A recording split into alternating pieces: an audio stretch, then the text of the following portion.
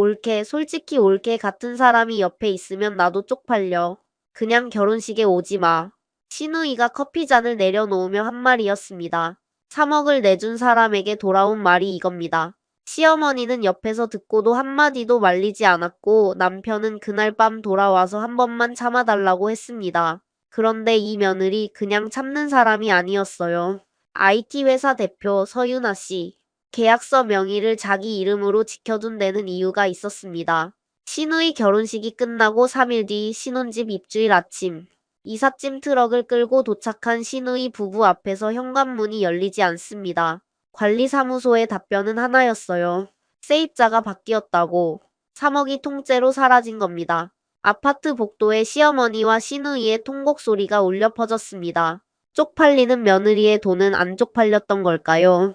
서윤아 씨는 이 상황을 어떻게 해결했을까요? 오늘의 사연 시작합니다. 안녕하세요. 저는 33세 서윤아입니다. 29에 창업한 IT 회사를 운영하고 있어요. 부모님을 일찍 여의고 혼자 자랐기 때문에 결혼하면 가족이 생길 거라는 기대가 누구보다 컸습니다. 시누이 신혼집 전세금 3억을 제 이름으로 넣어줬는데 돌아온 건 쪽팔리니 결혼식에 오지 말라는 한마디였어요.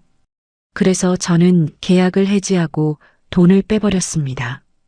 입주일에 다른 사람이 이삿짐을 넣는 걸 보고 시어머니와 시누이가 대성통곡했다는 그 이야기 지금부터 들려드릴게요. 저는 29에 창업한 IT 회사가 4년 만에 연매출 30억을 찍던 해에 대학 동기 소개로 한재혁을 만났습니다. 재혁은 첫 만남부터 가족 이야기를 참 많이 했어요. 어머니가 차려주신 된장찌개, 명절마다 모이는 식구들, 거실에서 같이 TV 보며 귤 까먹던 겨울밤. 부모님을 일찍 여의고 혼자 장학금과 아르바이트로 버텨온 저에게 그 이야기들은 제가 평생 갖지 못한 온기 그 자체였죠. 저는 그 온기에 빠르게 마음을 열었습니다. 교제 1년 만에 재혁이 무릎을 꿇었고 저는 망설이지 않았어요. 문제는 첫 상견례에서 시작됐습니다. 시어머니 김순자 여사가 제 명함을 받아들고 안경 너머로 글씨를 훑더니 명함을 식탁 위에 툭 내려놓으며 입을 열었습니다. 사업하는 여자는 집안일에 소홀하기 마련이야. 우리 재혁이가 밥은 제때 먹고 다니는 거야? 옆에 앉은 시누이 한지은이 물컵을 만지작거리며 웃었습니다. 오빠 사람을 만나도 집안을 좀 보고 만나지. 부모님도 안 계시다며? 저는 재혁을 바라봤습니다. 재혁은 숟가락만 돌리고 있었어요. 아무 말도 하지 못했습니다. 상견례 이후 한 달간 시어머니는 재혁에게 매일 전화를 걸어 결혼을 반대했고 재혁은 밤마다 저에게 전화해서 같은 말을 반복했습니다. 조금만 기다려. 어머니가 원래 낯을 많이 가리시는 거야. 시간이 지나면 괜찮아질 거야. 그런데 시어머니의 태도를 바꾼 건 시간이 아니었습니다. 재혁의 회사 동기 박도윤이 술자리에서 한마디를 했고 그 말이 시어머니 귀에 들어간 거예요. 형수님 회사가 그 서윤아 대표 회사 맞아? 요새 업계에서 완전 난리던데.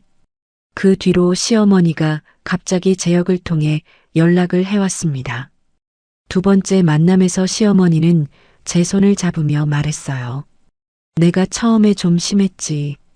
사업하는 여자가 능력 있으면 그게 어딘데. 우리 재혁이 복이야, 복. 저는 그 변화가 순수하지 않다는 걸 알았습니다. 하지만 가족이 생긴다는 기대감이 경계심을 덮어버렸죠. 결혼식은 서울 시내 호텔에서 200명 규모로 치렀습니다. 비용 대부분을 제가 냈어요. 식이 시작되기 전 시어머니가 복도에서 재혁의 팔을 잡으며 말했습니다. 신부 쪽 하객이 너무 적어. 사진 찍을 때 균형이 안 맞으면 어떡해. 저는 식장 안으로 들어가며 제 쪽 하객석을 바라봤습니다. 대학 은사 박정미 교수님, 그리고 회사 직원 몇 명. 부모님도 형제도 없는 그 자리가 처음으로 서늘하게 느껴졌어요. 신혼 초 시어머니는 매주 일요일마다 우리 집에 왔습니다. 냉장고를 채워주겠다는 명목이었지만 실제로는 집안 구석구석을 살피며 질문을 쏟아냈죠. 이 아파트 평수가 어떻게 돼? 이 소파 가죽이야? 얼마짜리야? 제역은 어머니가 관심이 많으신 거라며 웃어넘겼습니다. 결혼 6개월 차 신우이 지은이 중견기업 과장 최민호와 결혼을 발표했어요. 그날 저녁 시어머니가 전화를 했습니다. 민호 쪽에서 전세금을 반만 낸대. 나머지 반은 우리 쪽에서 해줘야 체면이 서지. 그 우리 쪽이 저를 가리킨다는 걸 깨닫는데 3초도 걸리지 않았습니다. 그날 밤 재혁이 침대 끝에 걸터 앉아 이불 끝을 만지작거리며 입을 열었습니다. 어머니가 지은이 전세금 3억을 우리가 좀 도와줬으면 하셔. 3억? 지은이 신랑 쪽에서는 왜 반만 내는 건데? 그건 그쪽 사정이니까 우리가 거기까지 관여할 건 아니잖아. 재혁은 시선을 바닥으로 떨어뜨렸습니다. 저는 며칠간 혼자 고민했어요. 회사 고문 변호사 이정훈에게 가볍게 물어봤습니다. 본인 명의로 계약하면 법적으로는 보호가 되죠. 근데 서 대표님, 가족 간 돈 문제는 돌려받기가 세상에서 제일 어렵습니다. 그건 아셔야 해요. 알고 있었습니다. 그런데도 마음 한쪽에서 이런 생각이 사라지지 않았어요. 이걸 해주면 진짜 가족으로 받아들여주지 않을까? 결국 저는 조건을 하나 걸었습니다. 전세 계약서 명의를 반드시 제 이름으로 한다는 것. 시어머니가 재역을 통해 불쾌함을 전했습니다. 가족끼리 그런 걸 따지냐고 어머니가 서운해하셔. 하지만 3억이라는 금액 앞에서 결국 수락했죠. 부동산 사무소에 앉아 제 도장을 찍는 순간 저는 어렴풋이 느끼고 있었습니다. 이 계약서가 보험이 될 수도 있고 족쇄가 될 수도 있다는 것을요. 전세 계약을 체결한 다음 주 시어머니가 우리 집에 들렀습니다. 현관에서 신발을 벗자마자 저에게 다가오더니 제 두 손을 꼭 잡았어요. 유나야, 고맙다. 진짜 고마워. 우리 지은이가 내 덕에 좋은 데서 시작하게 됐어. 그 따뜻한 손길이 어찌나 반가웠던지 저는 3억이라는 숫자가 주는 무게를 순간적으로 잊어버렸습니다. 그날 저녁 재혁에게 잘한 것 같다고 말하며 스스로를 안심시켰어요. 하지만 그 감사의 유통기한은 정확히 2주였습니다. 신우이 지은에게서 카카오톡이 왔어요. 올케, 인테리어 업체 견적 받았는데 벽지랑 바닥재를 좀 좋은 걸로 하고 싶거든. 이왕 해주는 거 조금만 더 보태주면 안 될까? 그 메시지를 읽고 있는데 시어머니에게서 전화가 왔습니다. 유나야, 지은이가 인테리어 때문에 고민이 많더라. 3억에 비하면 인테리어는 푼돈 아니야? 신혼집인데 좀 깔끔하게 해줘야지. 저는 재혁에게 분명하게 말했습니다. 인테리어 비용까지는 안 돼. 3억이면 충분히 큰 돈이야. 선은 그어야 해. 재혁은 고개를 끄덕였어요. 알겠다고 자기가 어머니한테 말하겠다고 했습니다. 그런데 그 주말 저는 방에서 나오다가 베란다에서 전화하는 재혁의 목소리를 들었어요. 어머니, 유나가 요즘 회사가 좀 빠듯한가 봐요. 프로젝트가 몇 개 겹쳐서 여유가 좀 없나 봐요. 제가 거절한 게 아니라 형편이 안 되는 것으로 포장하고 있었습니다. 베란다 문 유리에 비친 재혁의 뒷모습을 바라보며 저는 처음으로 뚜렷한 실망을 느꼈어요. 신우이 결혼 준비가 본격적으로 시작되면서 시어머니는 매주 우리 집에 왔습니다. 거실 식탁에 예식장 팸플릿을 펼쳐놓고 한복 천 샘플을 늘어놓고 예단 목록을 적은 종이를 들고 왔죠. 시어머니와 지은은 소파에 나란히 앉아 신부 대기실 꽃 장식 색상을 논의하고 있었습니다. 엄마, 핑크는 너무 촌스러워. 아이보리의 연보라 포인트가 낫지 않아? 그래, 내 말이 맞다. 민호 쪽 어머니가 격식 있는 분이시니까 너무 화려하면 안 돼. 저는 부엌에서 과일을 깎아내가며 그 대화를 들었습니다. 제 의견을 묻는 사람은 아무도 없었어요. 돈을 낸 사람이지 가족 구성원은 아니구나. 그 생각이 처음으로 머릿속에 또렷한 문장이 되어 박혔습니다. 어느 저녁 지은의 예비 신랑 최민호가 처음으로 우리 집에 인사를 왔어요.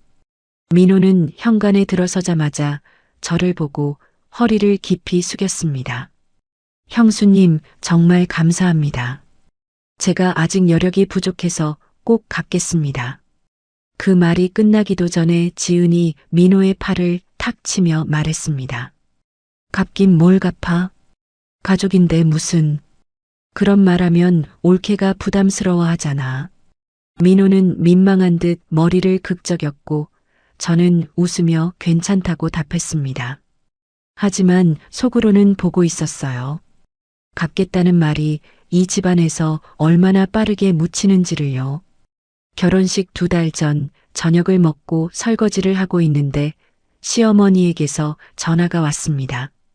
유나야, 지은이 결혼식 날 넣은 말인데 너무 화려하게 입고 오면 안 돼. 신부가 주인공이니까 수수하게 좀 맞춰서 와. 황당했지만 시어머니 세대에서는 신부를 배려하는 문화가 있을 수 있겠다고 스스로를 합리화했습니다. 네, 어머니. 알겠습니다. 그런데 일주일 후 신우이 지은에게서 카카오톡 메시지가 연달아 왔어요. 올케, 결혼식 날 축사 같은 건 안 해도 돼.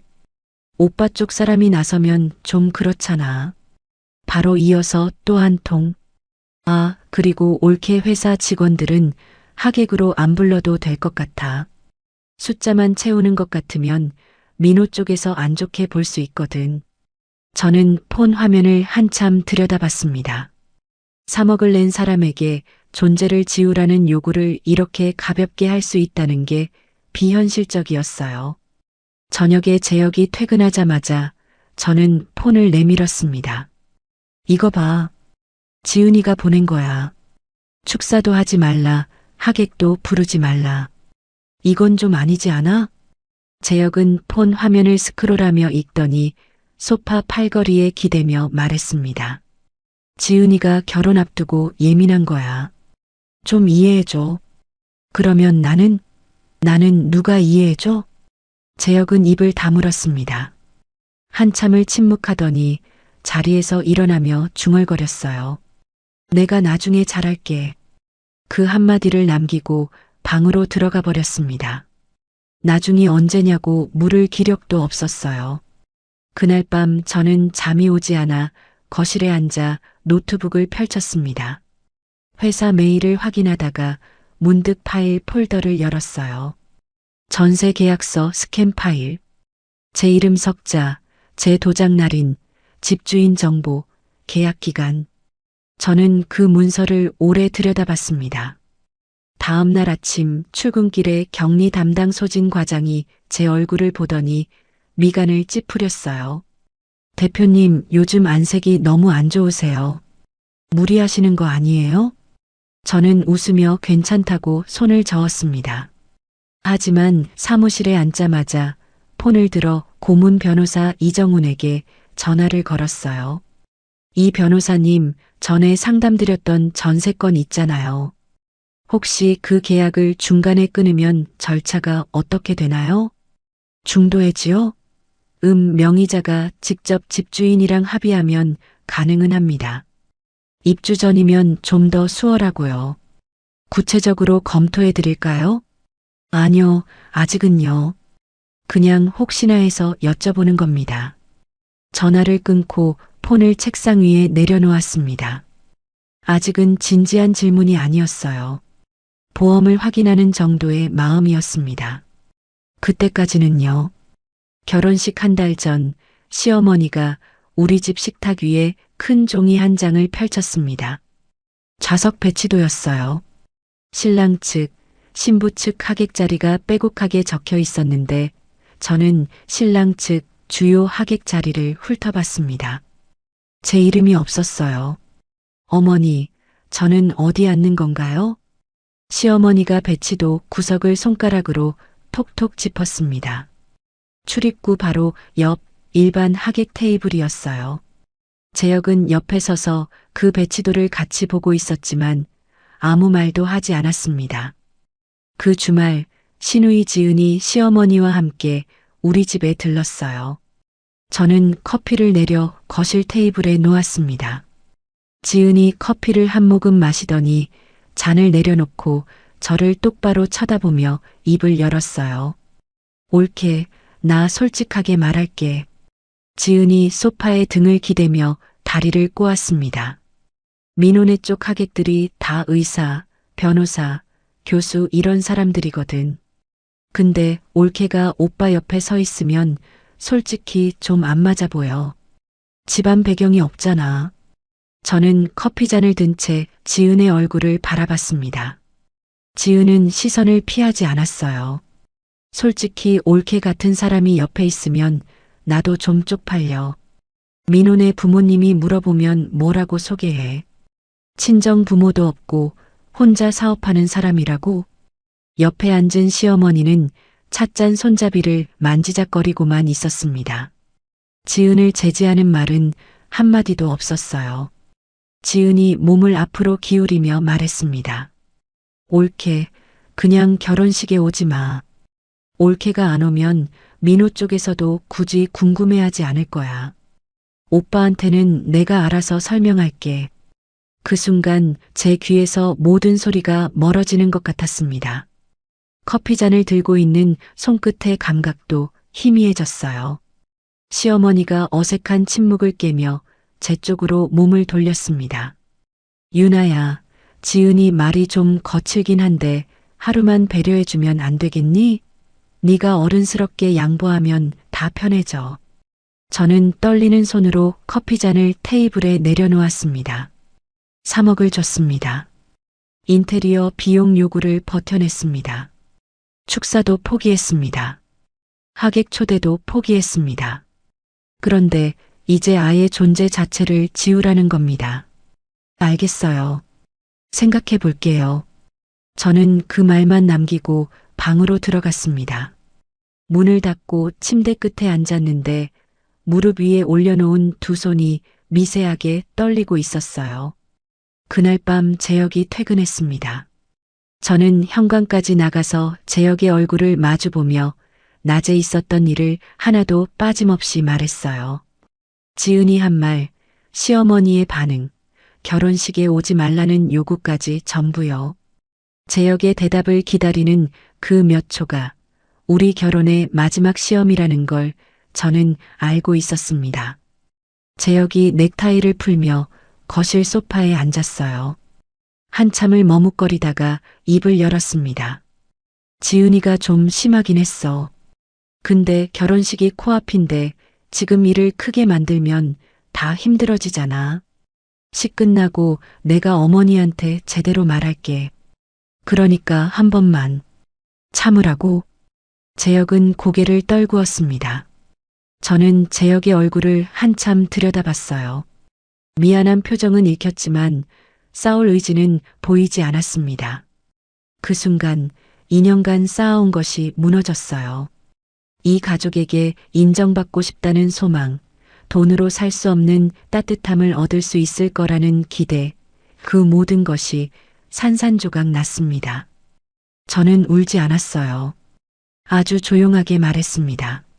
알겠어. 그리고 서재로 들어가 문을 닫았습니다. 서재 책상에 앉아 노트북을 열었어요. 전세 계약서 원본 스캔 파일을 열었습니다. 계약금 이체 내역을 확인했습니다.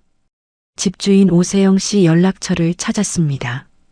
밤 10시 고문 변호사 이정훈에게 문자를 보냈어요. 변호사님, 전에 여쭤봤던 전세중도 해지권 있잖아요. 내일 오전에 상담 가능하실까요? 3분 후 답장이 왔습니다. 가능합니다. 10시에 사무실로 오세요. 그 답장을 확인한 순간부터 제 안의 모든 감정이 한 가지 방향으로 정렬되기 시작했습니다. 다음 날 오전 이정훈 변호사 사무실에서 저는 계약서를 펼쳐놓고 하나하나 점검했어요. 명의가 서 대표님 본인이고 실제 거주자가 아직 입주 전이니까 집주인 동의만 있으면 해지 자체는 충분히 가능합니다. 이 변호사가 안경을 밀어 올리며 덧붙였습니다. 다만 가족 간의 분쟁이 커질 수 있어요. 그 부분은 각오하셔야 합니다. 각오하고 있습니다. 변호사 사무실을 나온 저는 곧바로 집주인 오세영 씨에게 전화를 걸었습니다. 오 사장님, 안녕하세요. 전세 계약건으로 연락드렸는데요. 사정이 생겨서 계약을 해지하고 싶습니다. 위약금이 생기면 제가 부담하겠습니다. 오 씨가 잠시 침묵하더니 답했어요. 아, 그러세요? 마침 입주 전에 그 집 문이 들어온 분이 한 분 계시긴 해요. 그쪽이랑 이야기 한번 해보고 연락드릴게요. 네, 기다리겠습니다. 전화를 끊었습니다. 이틀 후 오 씨에게서 연락이 왔어요. 대기하시던 분이 계약 의향 확인해 주셨습니다. 해지 합의서 작성 진행할까요?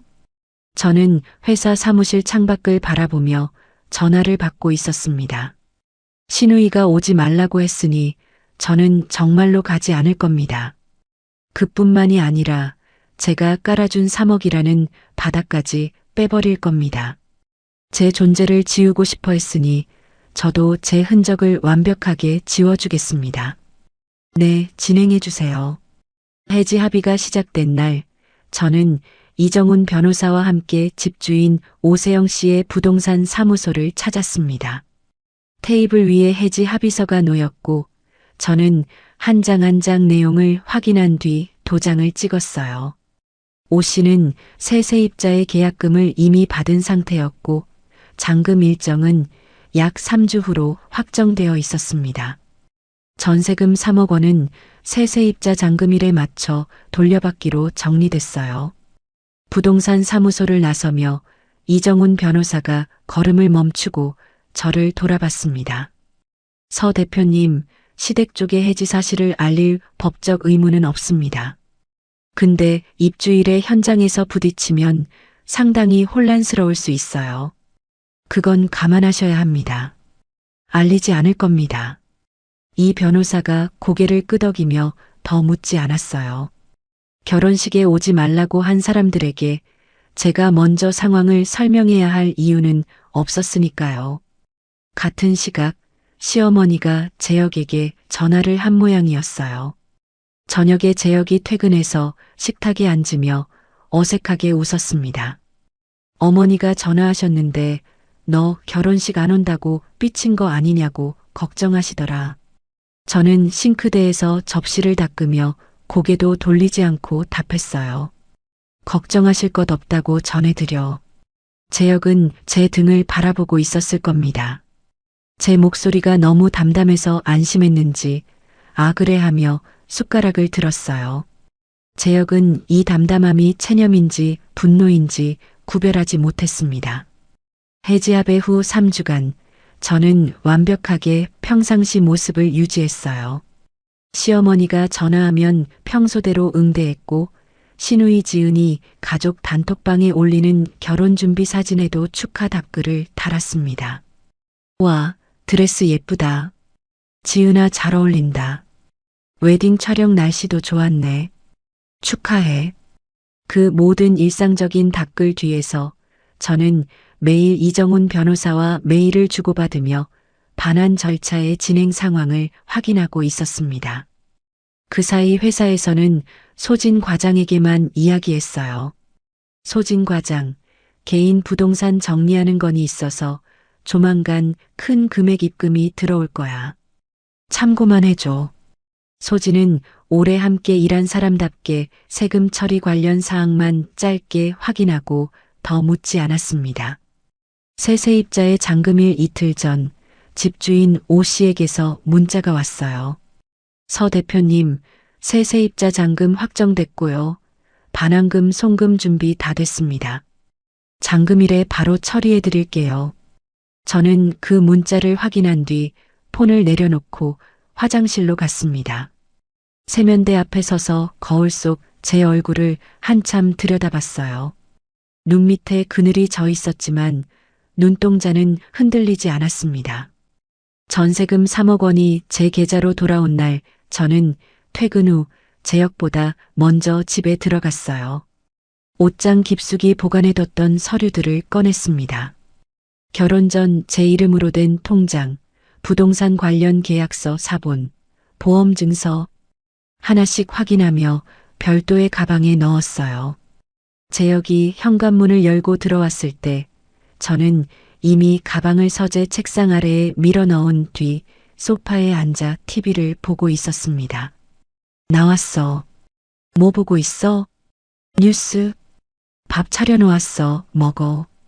제역은 고개를 끄덕이며 부엌으로 갔고 저는 TV 화면을 바라보면서 입꼬리가 미세하게 올라가는 것을 느꼈습니다.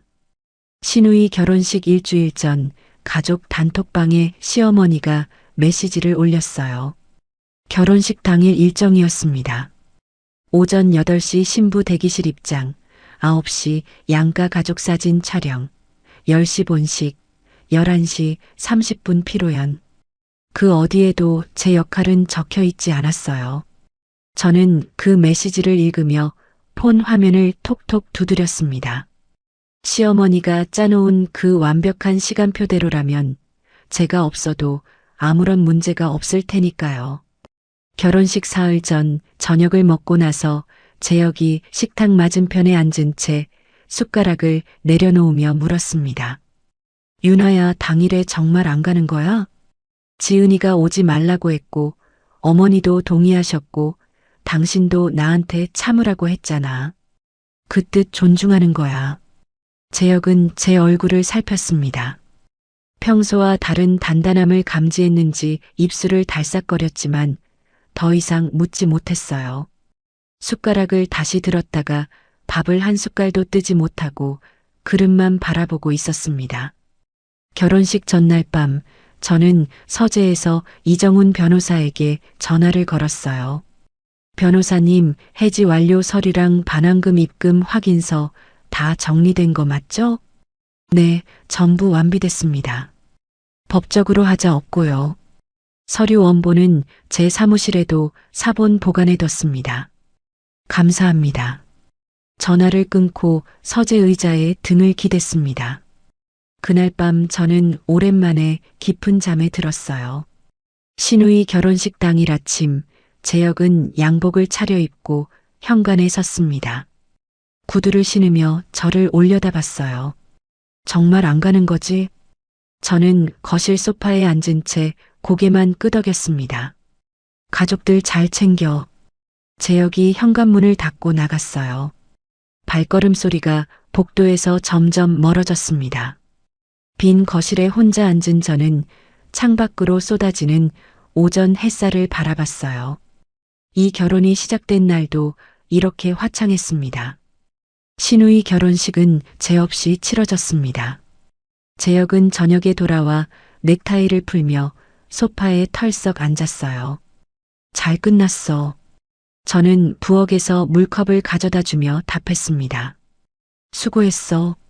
식장 분위기가 어땠는지, 하객이 많이 왔는지, 시어머니가 뭐라고 하셨는지 묻지 않았어요.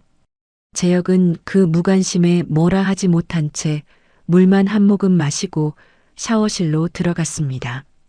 제역이 벗어놓은 양복 주머니에서 식장 봉투 하나가 바닥에 떨어졌어요. 저는 그걸 바라보며 속으로 세웠습니다. 입주일까지 3일. 결혼식 후 3일 뒤 시누이 부부의 신혼집 입주 예정일이었습니다. 저는 그 날짜를 정확히 알고 있었어요. 물론 그 집에는 이미 새 세입자가 잔금을 치르고 들어가 있는 상태였죠. 저는 그날 아침 평소처럼 출근해서 오전 회의에 참석했습니다. 다만 책상 위에 올려놓은 폰 화면을 평소보다 자주 들여다봤어요. 오전 9시 반쯤이면 도착했을 겁니다.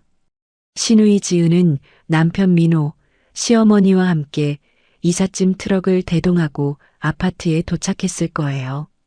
현관 비밀번호를 눌러도 문이 열리지 않았을 거고 관리사무소에 문의했을 겁니다. 그리고 관리사무소로부터 들었을 거예요.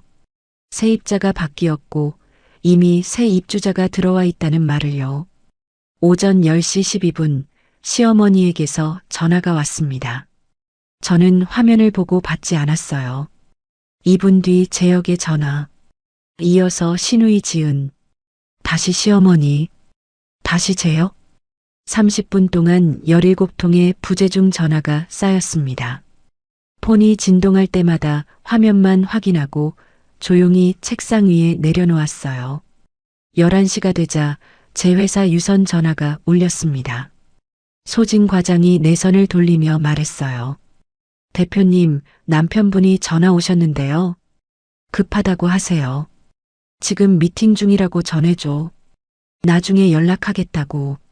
소진은 잠깐 제 얼굴을 살피더니 고개를 끄덕이고 돌아갔습니다.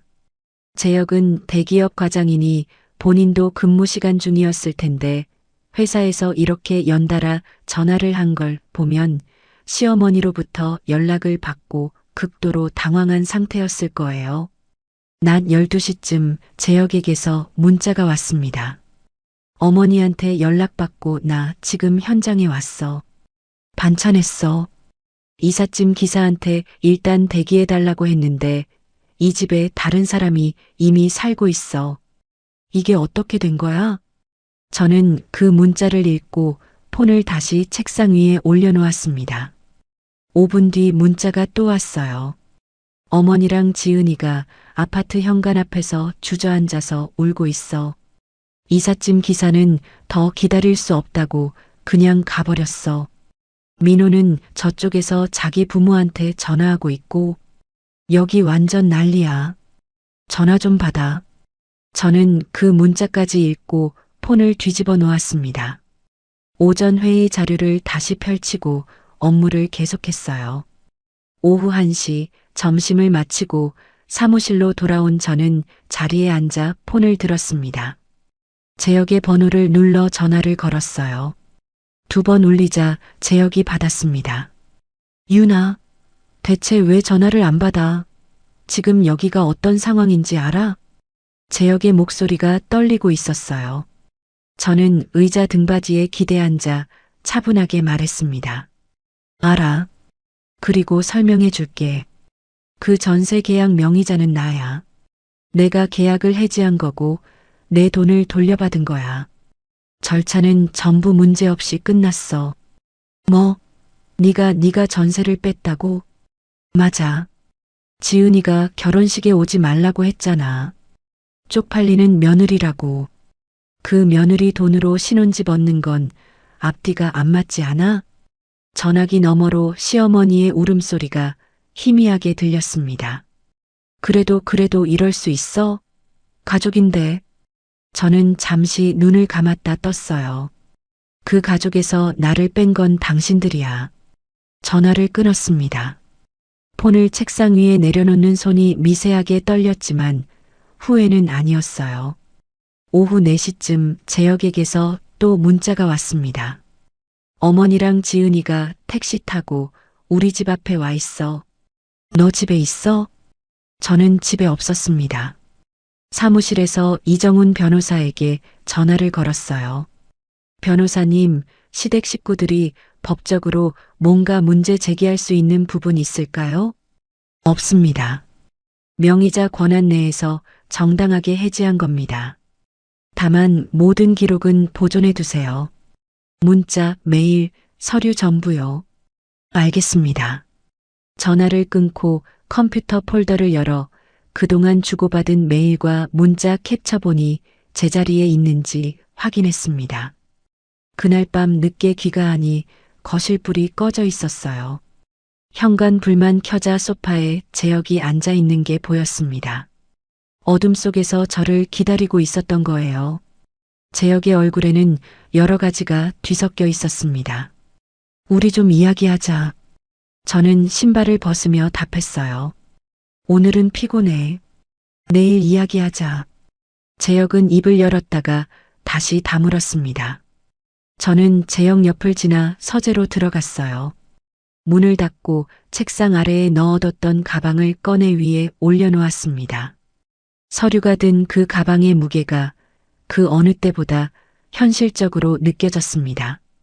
다음 날 아침 8시, 재혁은 출근도 하지 않은 채 식탁에 앉아 저를 기다리고 있었습니다. 양복도 입지 않았고 평소 같으면 벌써 현관을 나섰을 시간이었어요. 저는 부엌에서 커피를 내려 식탁에 2잔을 놓고 맞은편에 앉았습니다. 어제 일 설명해줘. 제대로. 재혁이 커피잔을 감싸주며 저를 똑바로 쳐다봤어요. 저는 커피를 한 모금 마시고 잔을 내려놓은 뒤 입을 열었습니다. 처음부터 말할게. 상견례 날 시어머니가 사업하는 여자는 가정에 소홀하다고 했던 일. 3억을 내고도 2주 만에 감사가 사라진 일. 인테리어 추가 요구를 제가 거절했더니 재혁이 어머니한테 회사가 빠듯한가 보다고 거짓말한 일. 축사를 빼달라는 메시지. 하객을 부르지 말라는 메시지. 좌석 배치도에서 구석으로 밀려난 일. 그리고 쪽팔리니 오지 말라는 말. 저는 시간 순으로 하나하나 나열했어요. 재혁은 고개가 점점 내려갔습니다. 커피잔을 감싼 손가락 마디가 하얗게 질려 있었어요. 한참을 침묵하다가 재혁이 입을 열었습니다. 나도 잘못한 거 알아. 근데 유나야, 어머니랑 지은이가 지금 갈 데가 없어. 민호 쪽에서도 난리가 났고 전세금 없이 새 들어갈 집이 없으니까 결혼 자체가 흔들리고 있어. 그건 지은이랑 어머니가 해결할 문제야. 내가 해결할 문제가 아니라. 재혁이 식탁을 손바닥으로 탁 짚으며 목소리를 높였어요. 그래도 3억을 그냥 빼버리는 건 너무한 거 아니야? 말이라도 하고. 3억을 준 것도 나고 결혼식에서 쫓겨난 것도 나야. 너무한 게 어느 쪽인데. 재혁은 입을 다물었습니다. 손바닥으로 얼굴을 쓸어내리며 고개를 떨궜어요. 그날 오후 초인종이 울렸습니다. 현관문을 열자 시어머니가 서 있었어요. 문이 열리자마자 시어머니가 현관으로 한 발짝 들어서며 소리를 질렀습니다. 네가 어떻게 이럴 수가 있어. 지은이 신혼집을 네가 빼버려. 사람이 그렇게 못되게 굴어도 되는 거야. 저는 뒤로 물러서지 않았어요. 거실 한가운데에 서서 시어머니를 똑바로 바라보며 말했습니다. 어머니, 저한테 결혼식에 오지 말라고 한 건 이 집안이에요. 쪽팔리는 며느리라고 했잖아요. 근데 그 쪽팔리는 며느리 돈은 안 쪽팔리셨어요? 시어머니는 입술이 달싹거렸지만 말이 나오지 않았습니다. 현관에 기대선 채 저를 멍하니 바라봤어요. 시어머니 뒤로 시누이 지은이 들어왔습니다. 결혼식 때의 화사한 모습은 온데간데 없었어요. 눈두덩이 벌겋게 부어 있었고 화장기 없는 얼굴이 헬쑥했습니다. 지은이 저에게 다가오며 두 손을 모았어요. 옳게, 내가 잘못했어. 그때 그 말 진심 아니었어. 결혼 앞두고 내가 미쳤었나 봐. 제발, 진심이 아니었으면 왜 어머니도 동의하셨어? 왜 재혁이도 나한테 참으라고 했어? 지은아, 그날 그 자리에서 너를 말린 사람이 한 명이라도 있었어? 지은은 대답하지 못했습니다. 무릎이 꺾이더니 거실 바닥에 주저앉아 얼굴을 두 손으로 감싸며 울기 시작했어요. 그때 재혁의 폰이 울렸습니다. 화면을 보더니 재혁의 표정이 굳었어요. 전화를 받자 수화기 너머로 최민호의 목소리가 거실까지 들릴 만큼 크게 울렸습니다. 형, 솔직히 말씀드릴게요. 전세금 출처가 형수님인 건 저는 알고 있었어요. 근데 우리 부모님은 당연히 장모님 쪽에서 마련한 돈인 줄 아셨거든요. 그런데 그 돈이 통째로 빠졌다는 걸 아시고 나서 지금 완전히 기만당한 거 아니냐고 파혼 얘기까지 나오고 있습니다. 재혁의 얼굴이 백지장처럼 하얗게 변했어요. 폰을 든 손이 떨리고 있었습니다.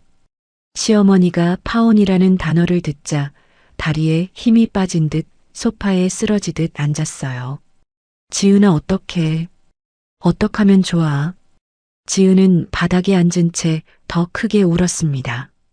시어머니도 지은의 이름을 부르며 함께 울기 시작했어요. 저는 그 한가운데에 서 있었습니다. 예전에 저였다면 벌써 제가 어떻게든 해볼게요라고 말했을 거예요. 하지만 그 문장은 더 이상 제 안에 없었습니다. 저는 방으로 들어가 미리 준비해뒀던 서류 봉투를 가져와 식탁 위에 놓았습니다. 이건 전세계약 해지 합의서 사본이고 이건 전세금 반환 입금 확인서예요. 모든 절차가 정당하게 진행됐고 이 돈은 원래 제 돈이었고 계약 명의도 처음부터 제 것이었어요. 시어머니와 지은은 서류를 멍하니 바라봤습니다. 반박할 말이 없었어요. 재혁이 식탁 앞에 서서 서류를 내려다보다가 고개를 들었습니다. 그러면 이제 어떡할 건데? 저는 서류 봉투 아래에 있던 또 하나의 봉투를 꺼내 식탁 위에 올려놓았어요. 이혼 숙려 기간 안내문과 협의 이혼 서류 양식이 들어 있었습니다. 이 결혼을 계속할 이유를 못 찾겠어. 시어머니가 자리에서 벌떡 일어났어요. 이혼이라니. 네가 지금 뭔 소리를 하는 거야. 바닥에 앉아있던 지은이 고개를 들며 악을 썼습니다. 나 때문에 내 결혼도 깨지고 오빠 결혼까지 깨지는 거야? 올케가 이렇게까지 해야 돼? 저는 지은을 내려다보며 말했어요. 이 결혼을 깨뜨린 건 나를 가족 취급하지 않은 이 집안이야. 미리 싸뒀던 가방을 서재에서 가져와 어깨에 맸습니다. 현관에서 신발을 신는 제 등 뒤로 시어머니의 통곡 소리가 들렸어요. 문을 열고 나섰습니다. 문이 닫히고 복도까지 울음소리가 흘러나왔지만 저는 엘리베이터 버튼을 누르며 뒤돌아보지 않았습니다. 그날 밤 저는 집 근처 비즈니스 호텔에 체크인했어요. 침대에 누워 천장을 바라봤습니다.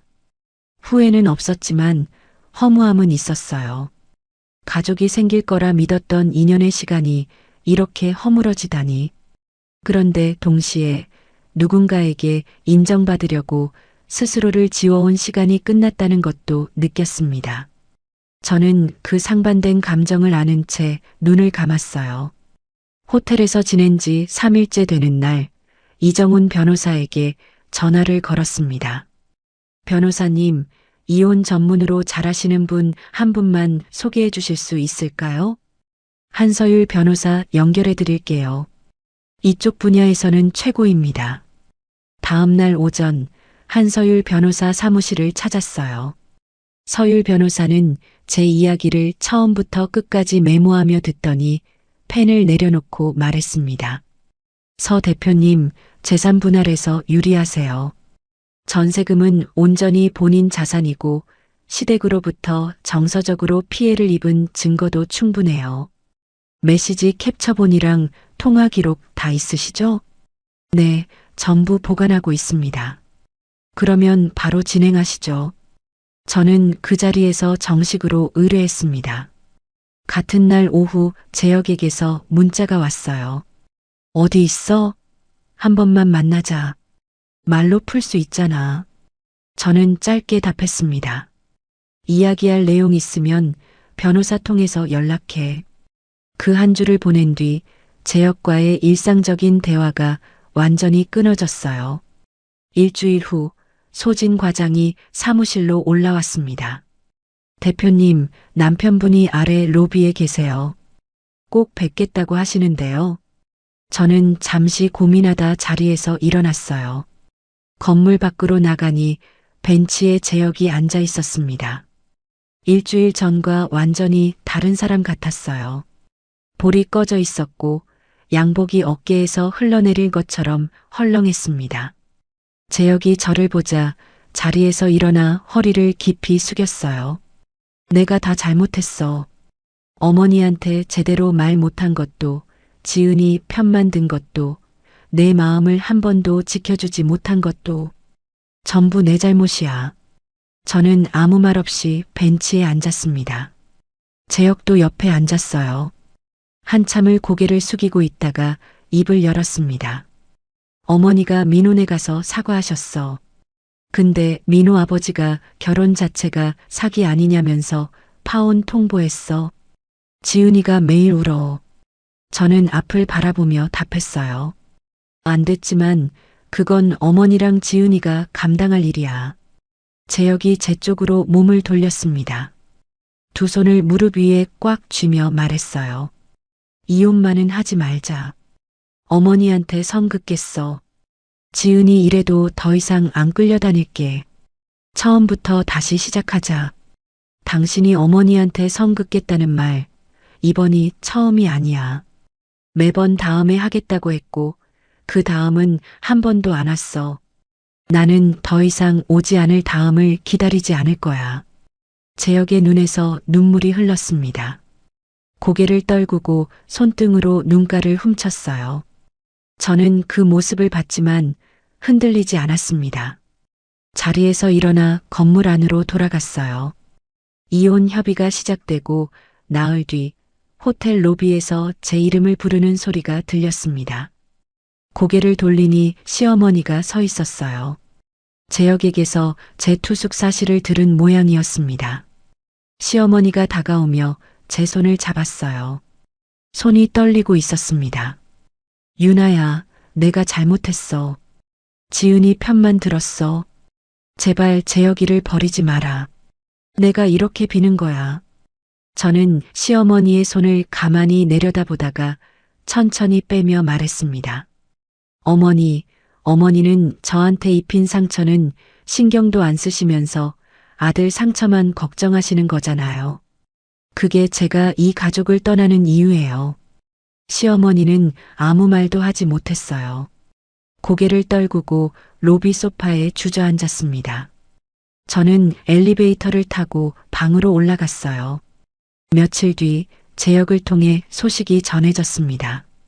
신우이 지은과 민호의 파혼이 확정됐다고요. 예식장 위약금, 허니문 취소 수수료, 예물 반환 문제가 한꺼번에 터졌고 민호 쪽에서는 결혼 준비 과정에서 재산 상황을 속인 것에 대한 손해배상까지 거론하고 있다고 했어요.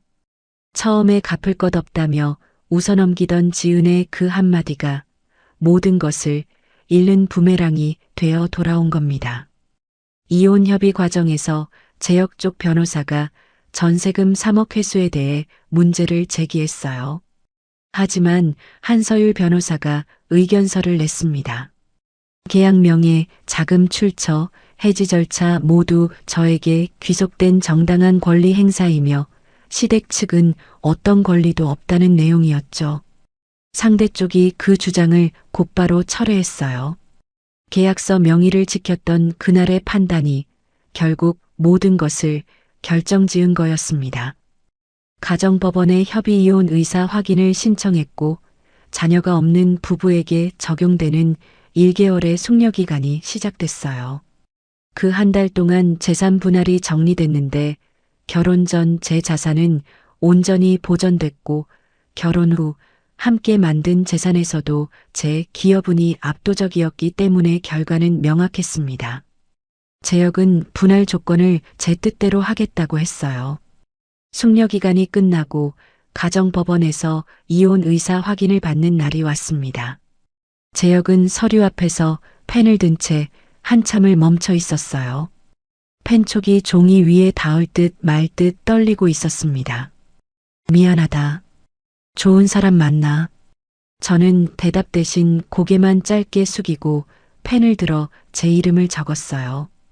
법원 건물을 나서니 바람이 불었습니다. 거리를 걸으며 생각했어요. 이 결혼이 제게 남긴 것이 무엇인지, 상처, 그리고 비싼 값을 치르고 배운 한 가지, 나를 지우면서까지 지킬 만한 관계는 이 세상에 없다는 것.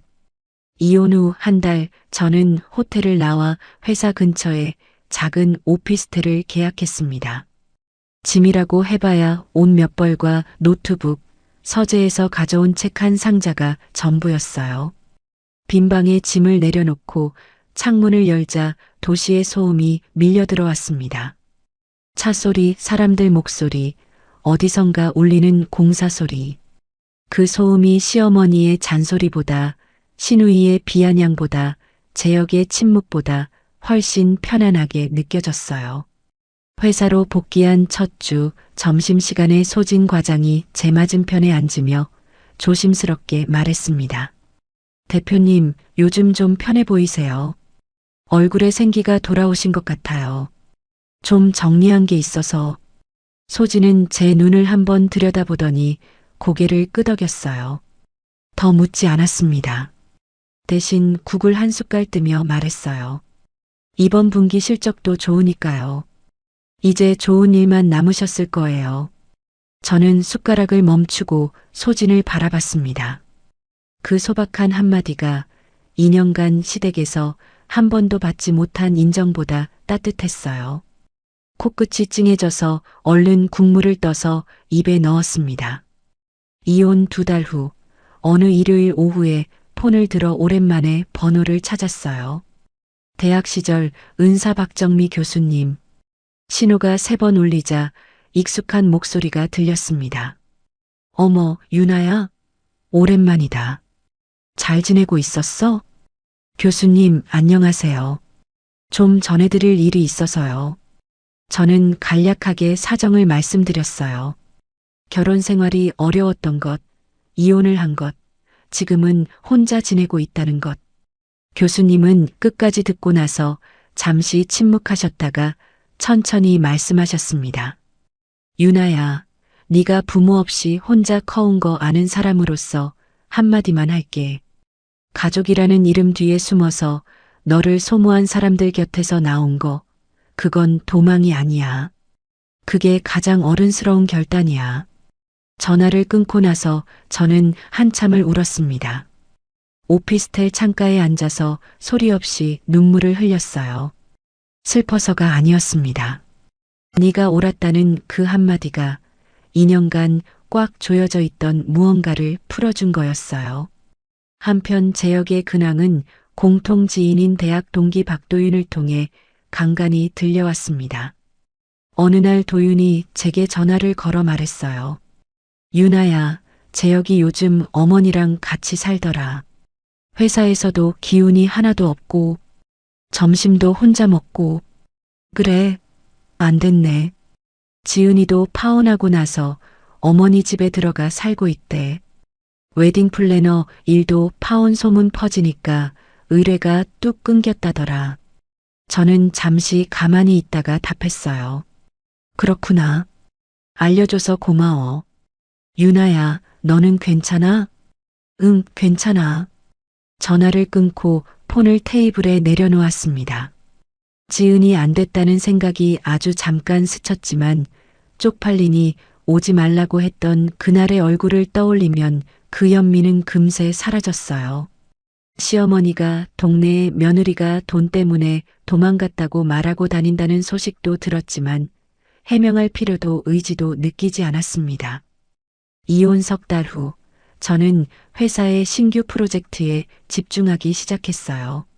중소기업들의 경영 관리를 도와주는 새로운 소프트웨어 서비스를 준비하면서 매일 야근했습니다. 빈 오피스텔에 돌아와 컵라면을 먹는 밤이 외롭지 않았다고 하면 거짓말이에요. 하지만 누군가에게 인정받으려고 나를 깎아내지 않아도 되는 외로움은 견딜 만한 것이었습니다. 어느 주말 오후 오피스텔 책장을 정리하다가 책 사이에서 사진 한 장이 떨어졌어요. 결혼식 날 사진이었습니다. 부모님 없이 혼자 버질로드를 걸었던 제 모습. 절반이 텅 비어 있던 신부 측 하객석. 저는 그 사진을 한참 들여다봤습니다. 그때의 저에게 말해주고 싶었어요. 혼자라도 괜찮았어. 혼자인 게 부끄러운 게 아니었어. 네가 부끄러운 존재였던 적은 한 번도 없었어. 사진을 서랍 깊이 넣어두었습니다. 이혼 넉 달 후 이정훈 변호사에게서 연락이 왔어요. 서 대표님, 재혁 씨 쪽 자녀 정상금, 송금 전부 완료됐습니다. 이걸로 법적, 재무적 관계 모두 종료된 겁니다. 감사합니다. 오래 신경 써주셨어요. 전화를 끊고 폰의 연락처를 열었습니다. 시어머니 번호를 삭제했어요. 신우이 지은 번호를 삭제했어요.